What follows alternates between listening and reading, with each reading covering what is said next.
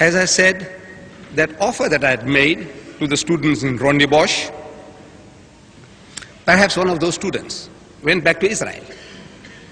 And I'm reading in the Star, one of our leading newspapers, the Star from Johannesburg. It says, then there is Henry Katzew. Katzew is well known among the Jews. Henry Katzew, K-A-T-Z-E-W, Katzew, a former South African journalist now living in Israel. Henry Katzew, who reported in the leading daily, the Star, dated the 5th of December 73, under the caption, "For Israel, a perpetual specter of war." Always the war, the sword of Damocles on their heads. For Israel, a perpetual specter of war. He continues, the 25-year history. In bracket I put my own words. It's in the book. When you go home you can read it, the full quotation. Now over 40 years, the strife, war going on, of the Judeo-Arab conflict since the birth of Israel should bring Israelis to the conclusion that politics will not solve the Jewish problem. This is the Jew talking now. But immediately you say, look, this Jew here, this is what he says. The Jews say he is a self-hating Jew. He hates to be a Jew himself. Must be something terribly wrong with your nation, that every time a man speaks out, he is a self-hating Jew or is an anti-Semite. He says, he continues, they must be prepared, the Jews must be prepared to open themselves to a spiritual alternative. Not my words. Go and check them up in the archives of the newspapers. They must be prepared, the Jews must be prepared to open themselves to a spiritual alternative, to effect a spiritual revolution, which in turn would lead to the vast new developments. I said, this young man must have been listening to me in the Rondebosch, that Hall of the Jews, in 1967. And again, learned men of the Jews, erudite scholars, Robert J. Donovan, on page 17 of his book, Israel's Fight for Survival, he says, in a report of the Institute for the Middle East, published in 1959, it was noted that there was a time when there was no such thing as an Arab-Jewish problem. No Arab-Jewish problem. When relationship between the two peoples were as normal as those between cousins.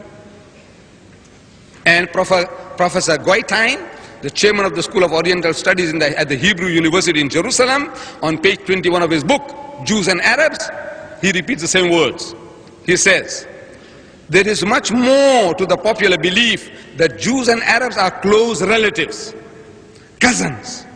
He puts down cousins, close relatives, and he says cousins, because they were descended from the brothers Isaac and Ishmael, the sons of Abraham, coming from the same father, Abraham. They were cousins. And the latest, on the 1st of January this year,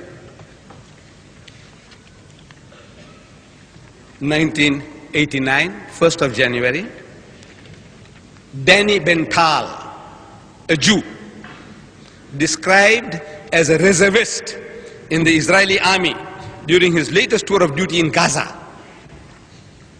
This Jew, he is serving in the Israeli army. During his latest tour of duty in Gaza, reports in the Star again. This is not a Muslim newspaper. They refused to put our advert a second time because of the Jewish protest. We wanted to repeat our advert, they stopped it. So no, our Jewish customers, they don't want us to have that thing in. That Star reports this young Jew talking. He is a journalist. He says, the Palestinian state already exists. The state of Palestine already exists. Let there be no mistake about that. It exists in Jabaliyah and Shati, in the mosques and in the mind. In the mind of the people, this Palestinian state is there. It exists. Judging by the proliferation of Palestine Liberation Organization flags in Shati, we have already begun to lose the battle for this square mile of Eretz Israel. This is the start.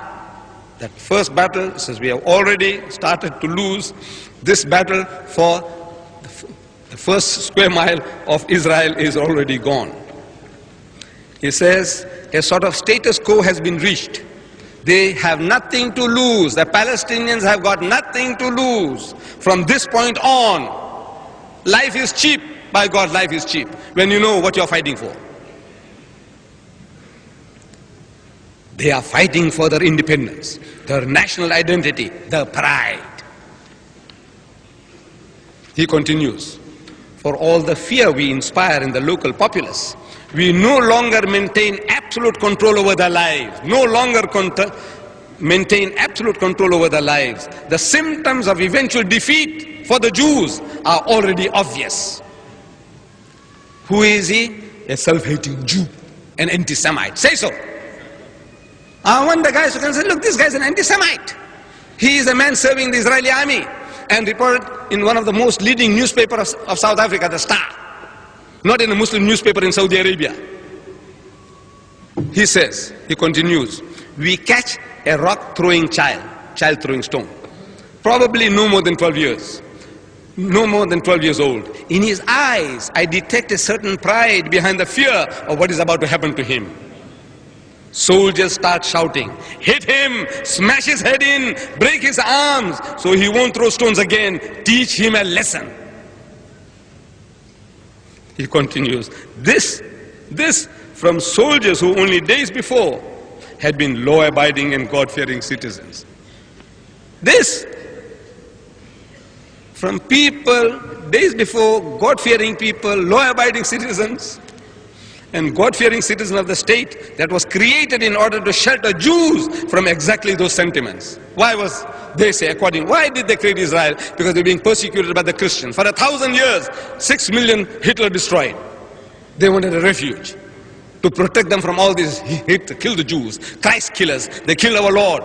And they burned them, they raped their women, burned their homes. They wanted refuge and they got it. God gave it to them. Now, he said, these are the very people doing this.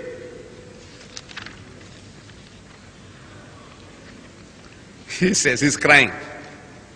This Denny bin Tal, this Jew, young Jew is crying. So we, more than any other nation on earth, should understand that. Whenever a youth hurls a rock at me, stone at me, I cannot but feel guilty in the knowledge that were I in his situation, I would also be throwing rocks. If people were doing that to me, I would do the same thing to him. I'll be throwing rocks. But how can I, a soldier, turn to him and say, as a Jew whose people have known so much suffering at the hands of others, I sympathize with you. How can I say that? He is a soldier of Israel. How can he say that? I sympathize with you for what you're doing to me. These children are beautiful.